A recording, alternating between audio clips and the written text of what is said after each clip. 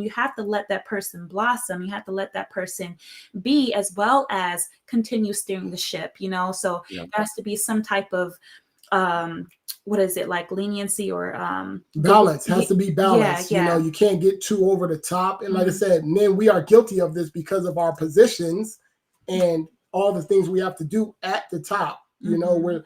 We're working with the kids. A lot of times, you know what I'm saying? Mhm. My wife would have to slow me down, be like, Hussein, I'll give an example. My daughter, she'll come in, she's crying or she's just making noise or something. I'm like, hey, go out the room, go, I'm doing this, I'm doing that.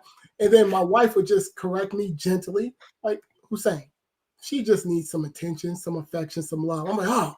And then I would say, come here. And then that's exactly what she just needed. Mm. And I'm too busy, you know what I'm saying? So Yeah.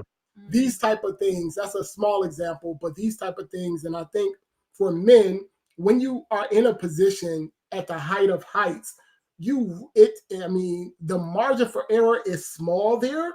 It's small, and you really got to open yourself up, and you got to be more. You got to be more flexible. You got to be more. You have to be. I mean, you can't be up there super duper uber rigid because you're not going to leave any room or any space. Yeah, and it gets rough. And like I Yeah. said, I know a lot of men. I'm definitely guilty of that. And just having these type of conversations is a point of reflection for myself. Oh Yeah, and yeah. I think that's why it's really, I mentioned in the beginning about knowing yourself, because